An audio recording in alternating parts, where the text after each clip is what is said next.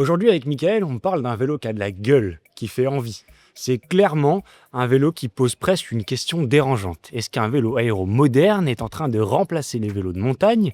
On va décortiquer le Giant Propel, poids, aérodynamisme, comportement et voir s'il est devenu un vrai vélo à tout faire. Alors ouais, effectivement, pour moi, c'est une chouette découverte. On est ici à Lille, dans un Giant Store. On a pu effectivement rouler plusieurs vélos, dont le Propel. Moi, j'ai roulé toute la matinée avec ce Propel-là. J'ai fait que 60 bornes. Donc, effectivement, ça ne représente pas un test longue durée, j'insiste là-dessus. Mais on se ressent rapidement un vélo. Moi, pour vous donner une idée, j'avais pas posé le cul sur un Propel depuis 2018. Donc, il y a un gap énorme. Je suis d'accord qu'il y a eu des évolutions entre. Mais là, pour moi, ça a été un peu le coup de cœur. J'ai découvert un vrai vélo.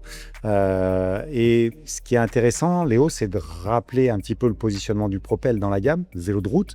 Donc, on a le Propel qui est censé être le vélo aéro. Vous allez voir, alors aéro, on va revenir dessus, mais c'est un bien grand mot, parce qu'aujourd'hui, tous les vélos modernes développent de l'aéro, vraiment. On a le TCR qui, justement, avec l'arrivée du nouveau Propel, va être orienté différemment dans la gamme, de mon point de vue en tout cas. Et puis, on a le défi que tu as testé dans une autre vidéo, que tu as pu rouler ce matin aussi, qui est orienté ce qu'on appelle endurance en tout cas. Voilà. Donc, vraiment une belle découverte et je vais vous expliquer pourquoi. C'est ça. Aujourd'hui, on revient quand même sur le Propel. Si on remonte un petit peu quand tu l'avais testé, justement, ça montre bien aussi comment il voulait situer. Tu l'avais testé, pardon, au Mans, Ouais, sur le circuit du Mans. Circuit du Mans, on avait un vélo à l'époque. Alors, à l'époque, un vélo aéro, c'était un bien grand mot parce qu'on disait, voilà, il y a les vélos polyvalents, montagne, et on disait le vélo aéro, c'est plus aéro, mais les tubes, comme il y a cette fameuse profil en goutte d'eau, on disait c'est plus lourd parce que étirer la matière, il faut mettre un peu plus de poids, blablabla. Tout ça, en fait, désormais, sur un vélo moderne, c'est complètement obsolète. La gamme aéro, ça fait belle lurette que certaines marques, en plus, ont fermé cette gamme aéro parce que le carbone, aujourd'hui, est capable de faire beaucoup de choses. Donc, on est capable d'avoir moins de matière, un vélo plus léger, mais aussi aéro. Donc, ce Propel-là est malgré tout plus aéro, beaucoup plus aéro. On parlera des chiffres tout à l'heure. C'est sûr et certain. Mais là où il y a une grosse révolution, c'est qu'avant, un Propel, quand moi je l'avais roulé, c'était un vélo qui avait une chasse ouverte à l'avant, qui était très posé sur l'avant, qui était lourd, certes qui avait des bons résultats aérodynamiques en effet, mais voilà, c'était lourd à emmener, c'était dans la bosse. C'était un supplice, hein, très clairement. La direction à l'avant était assez lourde. Donc là, on a vraiment ce qu'on appelle une toute nouvelle plateforme. Ça n'a plus rien à voir et c'est un peu ton introduction. C'est qu'on va parler, alors encore une fois, du mot magique polyvalence. Mais attention, hein, c'est un vélo de compétition, c'est un vélo pour compétiteurs. C'est comme ça qu'on va le positionner. Et quand on parle de polyvalence, ça ne veut pas dire qu'on peut aller faire du gravel avec, mais ça veut juste dire que désormais, on a un vélo qui est aussi léger, on va donner les chiffres, et on a un vélo qui est aussi beaucoup plus confortable et qui est beaucoup plus joueur sur la géométrie. Tu trouves très bien ta transition parce que justement, Giant encore a 3 vélos pour quasiment 3 pratiques. Est-ce que selon toi, ça va venir se casser justement avec l'arrivée de ce nouveau Propel? Alors, moi, je pense qu'effectivement, aujourd'hui, on a ce fameux TCR qui est un vélo qui est super cool, qui était novateur à son époque, qui est encore un vélo qui est super fun, mais c'est un vélo qui est super fun sur de la montagne, sur des cyclos montagneuses, encore une fois, ou alors si on veut simplement se faire plaisir avec quelque chose de premium, parce qu'il y a des versions très légères. Mais aujourd'hui, et là, c'est pas vous dévoiler quelque chose, c'est que le Propel, moi, je le destine très clairement à des compétiteurs. Si vous faites de la compétition, sincèrement, un Propel, aujourd'hui, vous allez voir, vous allez pouvoir l'emmener sur la plaine, dans la descente, dans la bosse. Les jantes ne sont plus un problème maintenant. On va donner un petit peu les chiffres tout à l'heure, mais c'est vraiment quelque chose de hyper polyvalent dans la compétition. Si je te donne un peu les chiffres, Giant annonce des trucs assez folles. Alors, il y a des choses qu'on n'est pas capable de juger. 18,4 watts économisés à 40 km/h. Ça, vous vous doutez bien que moi, directement, comme ça, je ne suis pas capable de le faire. Il nous faudrait le procéder à Manu Sellier, qu'on aime bien, le Bike Speed Lab, avec Sam Bellenou. Là, on pourrait effectivement tout de suite dire à 40 km/h combien il y a entre les deux plateformes. Encore faut-il avoir les deux mêmes vélos, avec les deux mêmes groupes, isoler les roulements, toutes ces choses-là. Mais ça, on pourrait le comparer. Là, comme ça, à dire, c'est trop dur. Cadre plus léger aussi. Le cadre Advance SL, donc la version haut de gamme, celle que vous voyez derrière moi ici, c'est-à-dire tige de selle intégrée, qui a une fibre de carbone avec la colle, la résine, tout ça, spécifique, hein, beaucoup plus légère, bien travaillée. D'ailleurs, si on pouvait ouvrir un cadre en deux, on verrait qu'à l'intérieur, c'est aussi lisse que l'extérieur. On peut manger dessus aussi. C'est très cool. Donc, 45 grammes par rapport à la génération précédente sur le cadre. Et puis, ce qu'ils annoncent aussi, Léo, tu as pesé le vélo qui est derrière moi, 6 kg 67. 67. On n'a pas fait les 666, voilà. mais on n'est pas loin. Taille M, L. Donc Avec les pédales. il avait les pédales en plus. Donc ça veut dire que sur la version haut de gamme, ce que Giant annonce, c'est jusqu'à 350 grammes gagnés. Donc ça veut dire que ça va jouer sur le cadre, le kit, ce qu'on appelle le kit cadre, tige de selle, cadre, et bien évidemment cintre, mais aussi les roues. C'est-à-dire que quand j'avais testé le TCR à l'automne, je vous avais dit, moi je suis pas fan des roues SLR parce qu'il y avait les rayons Sapim dessus, il y avait des pneus qui n'étaient pas ces pneus-là en tubeless. Donc j'avais trouvé ça raide. Là, désormais, avec le montage, soit hyper haut de gamme, qui sont des Cadex, soit les SLR, mais le cercle est le même, les rayons sont les mêmes que sur Cadex, c'est juste les moyeux qui changent. Et les pneus, après, bien évidemment, on va pouvoir mettre du Cadex ou du Giant. Mais l'idée, c'est qu'ils annoncent vraiment 355 grammes. Et ça se ressent. C'est-à-dire que quand vous prenez le vélo en main aujourd'hui, sur les hauts de gamme, mais aussi sur les milieux de gamme et voire les entrées de gamme, on a du gain de poids. Il faut savoir quand même qu'un propel avant, c'était quand même lourd. Donc, on annonce des chiffres énormes en termes de gains, mais un propel, c'était lourd. Et là, justement, Giant a réussi un super défi. Un super propel, du coup, jeu de mots, butade, ça passera pas. Mais du coup, voilà, on l'a allégé. Il y a une chose qui est très importante. Je continue dans les chiffres, Léo. C'est rigidité poids en hausse. Donc, ils annoncent 3,4%. Rigidité au pédalage, plus 2,4%. Alors ça, c'est des choses, c'est pareil, c'est très difficilement sensible. En tout cas, la sensibilité que j'ai, moi, ne permet pas de dire depuis 2018. Toi, je n'ai pas le comparo. Donc ça, ce n'est pas des valeurs que je peux approuver ou pas. Ce qui est sûr, c'est que, voilà, rapport rigidité-poids amélioré de 5%. Ce qui est clair, c'est que le vélo est plus light, mais on a quand même un vélo qui répond bien. C'est plus la barre de fer que c'était avant. Ça répond bien, c'est vivant. Le triangle arrière avec ses bases classiques d'un vélo de compétition, ça répond bien, c'est super cool. Et je vais t'en parler après, mais pour moi, la grosse innovation vient plutôt du triangle avant. C'est vraiment là, pour moi, que le vélo a évolué. Désormais aussi, on a ce fameux cockpit intégré. Avant, c'était un peu compliqué. Alors moi, le vélo que j'avais testé, il y avait des ailettes qui s'ouvraient à droite et de gauche. C'était un peu complexe. Ça faisait pas très rêver à l'époque. C'était un peu innovant, mais ça faisait pas super rêver.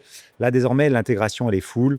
Le cintre, il est vraiment chouette esthétiquement, mais il est vraiment bien foutu aussi. C'est-à-dire qu'il y a un léger flair dessus. Le stack et le reach, il est plutôt intéressant en termes de chiffres en fonction des tailles et des dimensions. Alors, c'est évident que sur l'aéro, on va avoir tendance plus à montrer des cintres étroits désormais. Donc ça, c'est cool. Et vraiment, déjà, ce poste de pilotage, il est fun, il est efficace. Alors, tout le monde ne le comprend pas forcément, mais le carbone filtre plus que l'aluminium. Donc ça, c'est clair et net. Sur mauvais asphalte, ça filtre. Sur bon asphalte, ça permet d'avoir une précision de pilotage, c'est-à-dire que, effectivement, là où je veux l'emmener, je l'emmène sans problème avec moins de mouvement. Donc ça, c'est vraiment quelque chose qu'on peut vérifier. Confort augmenté malgré l'ADN de course. Ça, c'est les chiffres donnés par Giant. Souplesse verticale jusqu'à plus 25%. Alors, j'ai presque envie de te dire, aujourd'hui, on s'est amusé un peu à rouler sur mauvais asphalte. On s'est fait, comme tu l'as dit, le mont Kemmel. Alors, c'est du pavé de 150 mètres. Enfin, ça fait quand même 1 kilomètre en tout, mais on s'est amusé à faire de l'extrême et c'est vrai que ça passe, quoi. C'est rigolo, mais ça nous a permis de voir quand même qu'il y a une certaine filtration. Alors, encore une fois, on va reparler, mais les roues jouent beaucoup, le tubeless joue beaucoup. Voilà. Surtout qu'on avait quand même deux philosophies de vélo différents. Ouais. Mais je pense pas que ça nous ait trop gêné aujourd'hui. Ce qui est cool aussi sur la plupart des propels désormais, c'est qu'on a des roues de 50 mm. Surtout, alors vous allez retrouver encore une fois sur les montages pro par exemple, des jantes, des roues qui s'appellent SLR, Giant SLR. Sur les versions SL, vous allez retrouver les Cadex Max, Cadex Max, si je dis pas de conneries, Léo. L'idée, c'est que c'est la même jante, c'est les mêmes rayons, sauf qu'on n'a pas le même moyeu. Un moyeu Cadex va avoir les rayons qui sont directement Relié au moyeu. reliés au moyeu, donc il y a forcément un gain de rigidité, un gain de poids minime, mais quand même. Alors même si c'est un poids qui n'est pas en périphérie, ça joue quand même sur le vélo global. C'est super joli esthétiquement. Donc voilà, mais on retrouve des comportements quand même assez proches. Et puis bien évidemment la pneumatique, tubeless. Alors je vous l'ai déjà dit dans plusieurs vidéos, moi aujourd'hui je suis un fan du tubeless. Je ne repasserai pas en TPU pour rien au monde, ça ne m'intéresse pas. Mais après, ça peut se comprendre, hein. Voilà, il y a des gens aujourd'hui qui, ça demande un petit peu plus de manutention, tout ça. Je vous ai fait un article sur le site, n'hésitez pas à aller le lire, mais l'idée, c'est que pour moi, le TPU vient résoudre un problème de tubeless qui n'existe plus. Par contre, c'est vrai, ça demande un peu plus de maintenance, il faut savoir monter un tubeless. Il y a encore quelques pneus, ouais, c'est compliqué à monter. Alors, je tiens à signaler d'ailleurs, on vous fera un super essai des pneus qu'on a en test actuellement, mais un pneu chez Giant ou chez Cadex se monte hyper facilement. Ça, c'est génial. Et ça fait partie des plus faciles du marché à monter. Donc ça, c'est super intéressant. Bien évidemment, il faut vérifier son liquide tubeless. Et puis, il faut être constamment. Alors moi, aujourd'hui, je roule avec une mini pompe électrique. Mais il faut être constamment. La pression que vous mettez dans un pneu tubeless, bien évidemment, est importante. Et ça marche pas. Pour le gravel, c'est vrai. Alors pour le gravel, encore plus, qu'on sait sur des pressions entre 1,5 et 2,5, voilà, selon ce qu'on fait. Mais ça marche aussi désormais pour moi, pour le vélo de route, endurance, polyvalence, all-road et en même compétition. C'est-à-dire que, sincèrement, quand on monte du 30, on est dans des pressions. Alors moi, je suis un peu sanglier et très lourd. On a des pressions de 4 bars. Donc quand tu modifies de 0,5, 0,3, c'est un gros pourcentage par rapport à 4 bars. Donc ça va jouer aussi. Et ça, le progrès du pneumatique fait aussi que l'ensemble joue. C'est-à-dire que j'aime à dire que un pneumatique, c'est pas juste. Voilà, aujourd'hui, quand on parle d'une paire de jantes, on ne parle pas que d'une paire de jantes. On parle de plusieurs facteurs. Il y a la jante, effectivement, il y a les rayons, les moyeux, mais il y a aussi la largeur de section interne qui joue beaucoup parce que. Et le pneu tubeless, parce que ça va jouer sur l'air, le volume d'air qui est à l'intérieur. Et cette pression, elle vient faire partie intégrante aujourd'hui de la performance. Donc évidemment, si tu roules en 32 et que tu ne mets pas la bonne pression, tu vas avoir un comportement de merde. Voilà, aussi simple que ça. Et si tu as des jantes très étroites avec des pneus de 30, tu vas avoir l'effet ampoule. Du coup, tu vas devoir surgonfler ton pneu pour éviter l'effet ampoule. Voilà, c'est un ensemble. Génial. Bon, maintenant, Michael, tu nous as parlé un petit peu de ce vélo, tu nous as donné toutes les caractéristiques. Maintenant, moi, pour illustrer un petit peu tout ça à ceux qui nous écoutent, ceux qui nous regardent, hier soir, tu as pris le vélo juste pour aller à l'hôtel, tu t'es posé dessus, et là, déjà, juste comme ça, à chaud, c'est quoi les impressions? Déjà, c'est un vélo qui est radicalement différent et qui est aujourd'hui hyper homogène. C'est-à-dire que pour moi, ils ont réussi une chose dans la géométrie, c'est libérer ce triangle avant. C'est-à-dire que le Propel avant avait un triangle avant qui était planté dans la route. C'était cool pour la haute vitesse, hein, quand tu es un coursier avec des watts, que tu veux mettre des watts sur le plat. Alors, il y a même des coursiers qui réussissaient à les emmener dans les bosses. Moi, personnellement, je n'y arrivais pas. Mais typiquement, ce vélo était tanké à l'avant. Il n'avait pas de réactivité. Tu ne l'emmenais pas comme tu voulais à l'avant. Tu vois, c'était rigolo, mais après, c'était psychologique. Mais moi, je l'avais essayé sur le circuit du Mans. Et pour moi, c'était un vélo de circuit du Mans. Tu vois, je ne me serais pas vu rouler sur un GFNY dans la bosse avec ça, sur une marmotte. Même pas imaginable, tu vois. Tu prenais le TCR naturellement. Il n'y a pas photo, tu vois.